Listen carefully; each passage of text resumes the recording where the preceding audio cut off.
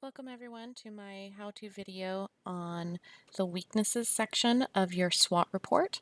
So this is one section for your strengths, weaknesses, opportunities, and threats report. Okay, so here is the content I'm going to be covering. It's very similar to our other sections because we want to be consistent. So the definition of our weaknesses is that it is aspects about our business that they have control over, that is internal to them, that our target demographics, our target customer demographics hates.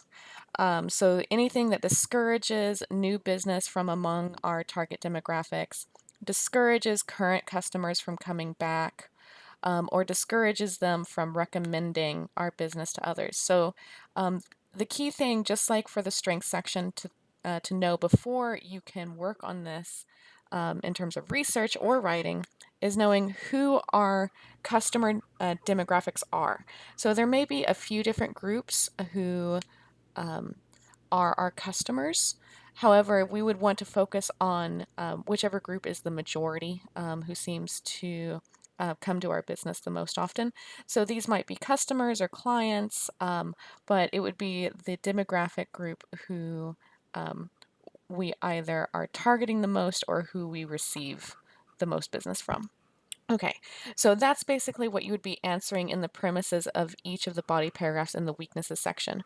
What is one aspect about the business that our current customers or clients hate, or that keeps us from getting new business from our customer target demographics, or chases current customers away, or that current customers talk about. So that's what you would want to answer in the first sentence of your body paragraphs. You should have 2 to 4 points for a SWOT report of this length. If you only have 2, they should be the best, most impressive arguments, clearly really effective. Otherwise, your section might look a little weak. But no more than 4. We don't want this to be too long. The overall structure of the weaknesses section should look the same as the other sections. It should have multiple paragraphs. That's why we have section headings, so that you can indicate that multiple paragraphs next to each other are all talking about the same subject. So you will have a section heading called weaknesses, and every paragraph within it we will then understand is a different weakness. So for each of your points, so if you have 3 points, you would have 3 body paragraphs in the weaknesses section. You might choose to include a mini introduction. And so what this would be is a very brief intro or opening paragraph to your weaknesses section. So it would be 1 or 2 sentences. It would be the first paragraph of the section, and it would basically just introduce the 2 to 4 points that you would be expanding on. And then you would skip a line and start your first body paragraph. Now, it is up to you whether or not you do a mini introduction, but if the weaknesses section does it, then all of the other sections have to do it. If weaknesses section doesn't do it, none of the other sections should. Similar thing with subsection headings. So you have to have a section heading called weaknesses, but you might also choose to have a subsection heading for each topic, so that the reader can quickly scan the page and see what topics you're addressing. Again, this is optional, but if you have them in the weaknesses section, you should have them in the other sections as well. Within the body paragraphs of the weaknesses section, you should follow the PEC order. So having the paragraph begin with a premise. This is a single sentence answer to the question, what is an aspect of the business that most discourages our target demographics from conducting business with us? Follow that premise with evidence, preferably both primary and secondary research. Evidence is definitely most effective if you're able to draw from both data that you've collected yourself and also research performed by others. Oftentimes, primary research will tell us what the truth is about a business, and then secondary research might tell us why that's a weakness. And so you may not always be able to use both primary and secondary research, but if you can, it definitely improves the strength of your argument. So once you have proven everything in the premise, with your evidence. So your evidence should prove everything that you list in your premise, that first, that the weakness exists, and secondly, that it actually has the effect that you claim it has. Then you need to have a single sentence that is a concluding thought to your paragraph. So this is the last sentence of the body paragraph, and it basically, what it does is it connects this topic to the overall purpose of your document. So the overall purpose of the SWOT report is to make a recommendation to the business for what they should do next to grow. So if your topic is about location and how it doesn't provide much foot traffic, your last sentence of that paragraph should give at least one recommendation. It's okay if you have multiple, but give a recommendation for resolving the issue of having a bad location that doesn't result in foot traffic. So you would make a recommendation about this topic specifically. And this is going to be very important to the concluding section of your report, because basically you want to add up all of your concluding thoughts from your body paragraphs, kind of put them all together and see what pattern arises, and that pattern is what you recommend overall, okay? And it's a lot harder to make an overall recommendation if you don't have these concluding thoughts, these mini recommendations for each point, okay? So that's going to be really essential, and I can talk more about the concluding section of the report in another video. So every body paragraph, each point should follow this PEC order, okay? Other than that, the content of your weaknesses section should relate to both the intro and the conclusion. I've already talked about how the content will relate to the concluding section, but how it should relate to the introduction is that basically the introduction section is profiling the business, and so any topic about the business that you make an argument about, you should profile that topic in the introduction. So taking our example a little further, if you are making an argument about the location being terrible for foot traffic, that would be your premise. However, in the introduction, you would simply detail the location and perhaps describe what it looks like. In the intro section, you wouldn't make an argument. You would just describe the location and how far away it is from like what the surrounding area looks like and that sort of thing. That way, multiple sections later after the introduction would be able to use whatever details they need in order to prove their arguments. They can reference the relevant information without having to spend time on irrelevant information. So you put all of the basic information in the intro, and then for your body paragraph, you only reference that information about the location that helps prove your point. Okay, so that's how your body paragraphs are going to relate to both your intro and your conclusion, and that will help create an overall logos or progression in your structure. And now finally, I'm going to be taking a look at an example and providing some commentary on that so that you can see these things in action. Okay, so I'm going to shift over to our Moodle page now.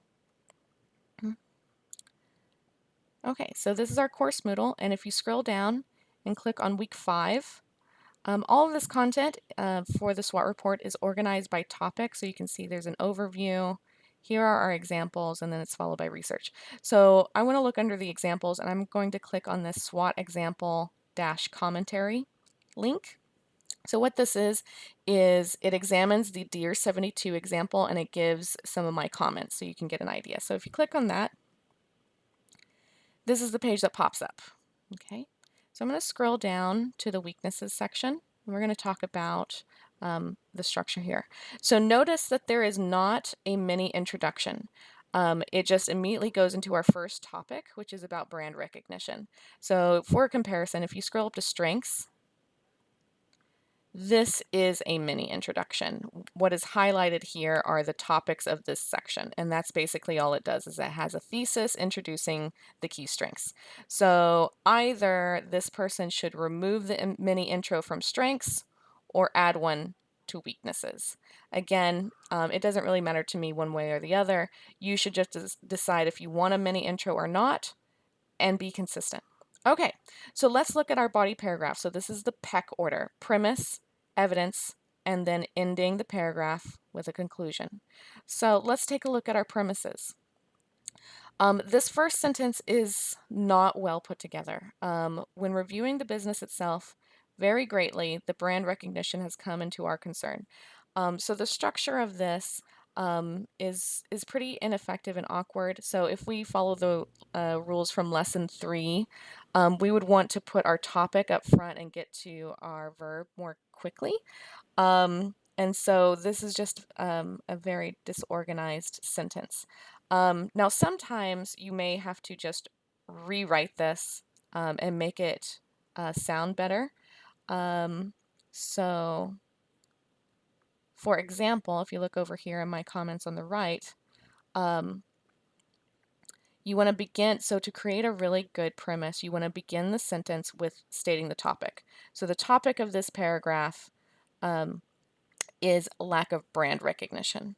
And so I might want to put that in the first half of my sentence. And then you want to end the sentence by saying how that is a weakness. So that way your premises are really effective. You shouldn't just bring up the topic in your first sentence. You should bring up the topic and then say something about it. Say what makes it a weakness. So the example I've provided over here on the side says, being a recently opened company in a secluded area and little brand recognition makes it difficult to attract new customers. So this paragraph tries to put in several points, so I had to make the start of the sentence a little complex. So there are 3 reasons why it's difficult to attract new customers.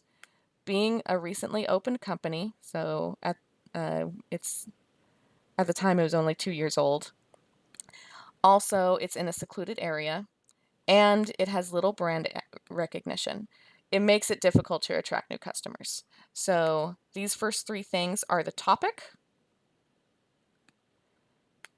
makes is the verb, and then difficult to attract new customers is what makes it a weakness. Okay, so that's the basic makeup of the premises.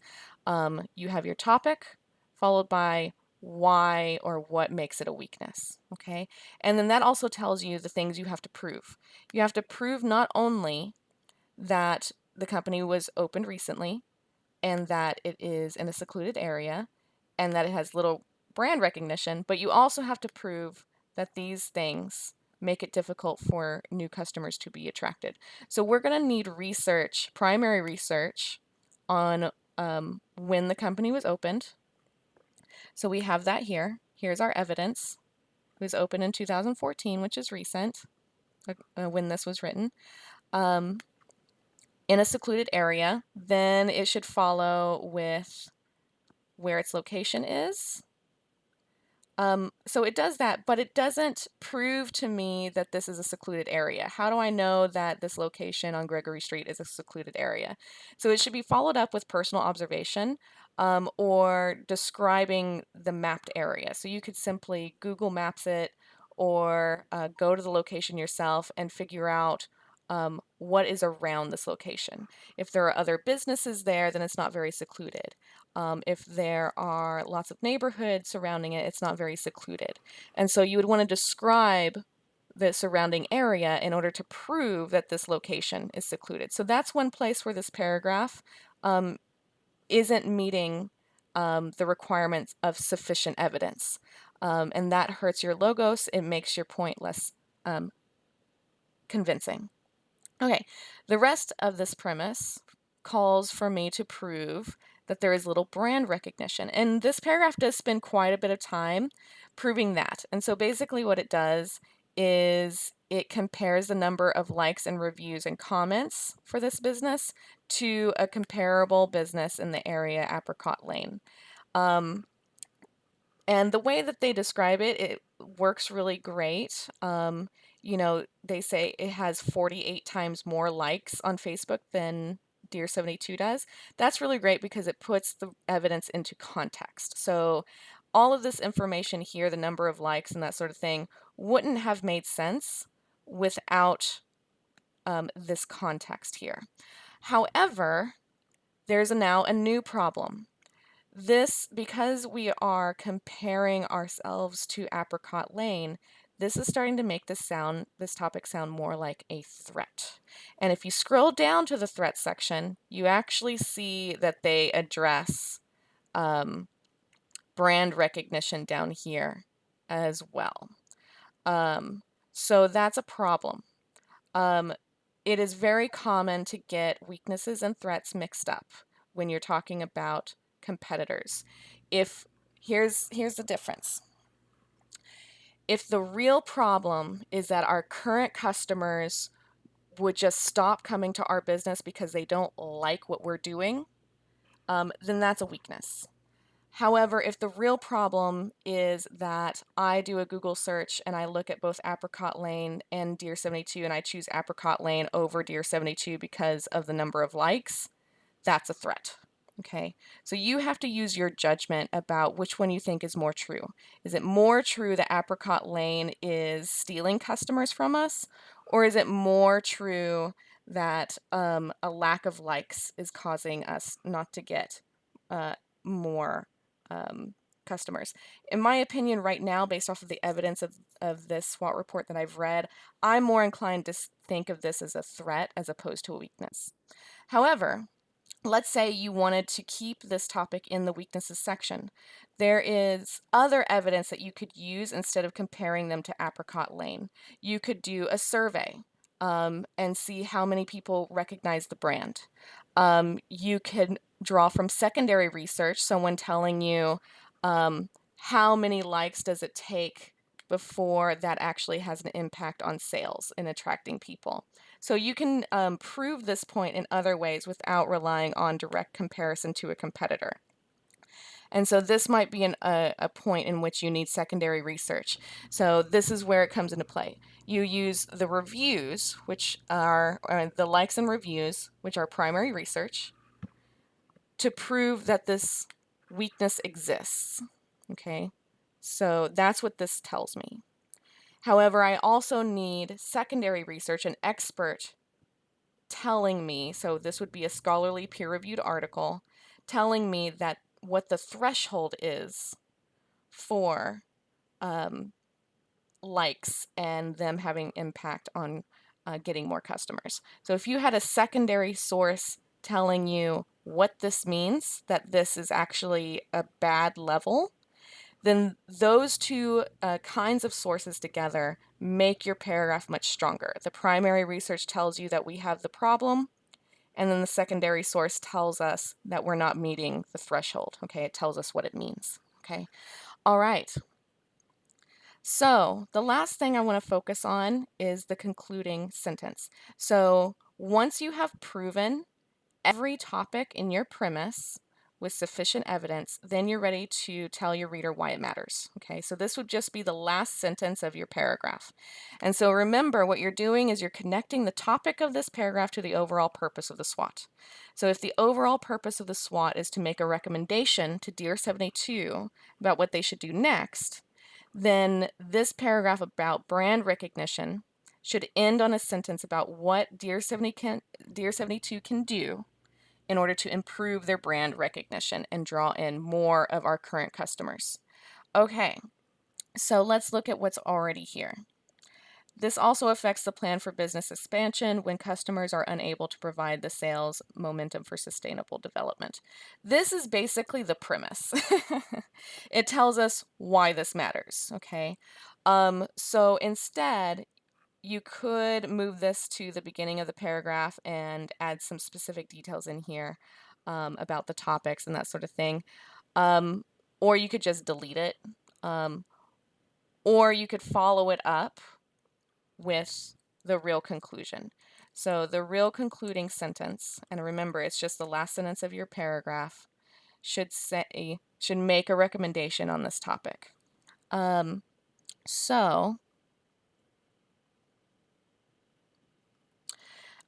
might say something like, to expand brand recognition, Deer 72 should advertise how. Okay, and so to draw this conclusion, you may actually need to do a little bit more research and put it in here, talking about so this is where your secondary source might come into play. What are the best ways to reach your demographic? Okay. And so if you have a secondary source in here saying these are the best ways to spread the word about a business to this demographic, and then you prove that we are not meeting those minimum requirements, then you very easily have your topic for what your recommendation is. So if it says the best way to advertise to Chinese international students, which is our current demographic, is to improve, you know, uh, how high up in a Google search you appear, then my concluding sentence would say, to expand brand recognition, Dear 72 should invest in a marketing plan that would improve, you know, um, where the company appears in a Google search, something like that. Okay, so just make sure that the last sentence is making a clear recommendation about how to fix this weakness. Okay, and whatever you tell them to do in here, it should make sense for what came before it. So if you come up with an idea and it comes out of nowhere, that's going to be illogical to your reader. They're not going to understand it. So whatever you make your concluding recommendation be, make sure that there is a clear reason in your evidence for why you are making that recommendation. And that is part of logos. So a premise that makes an argument, every part of that argument supported by relevant and trustworthy evidence, all of which should lead to a recommendation that makes sense for what came before it. All right, so that's the basics of the weaknesses section. The two things I'm going to be grading for the most will be, does the content belong in this section? And are you following this PEC order? And do your body paragraphs have strong um, uh, logos? That's premise, evidence, and conclusion. All right, I hope this video was useful and that you'll check out my other ones. Good luck.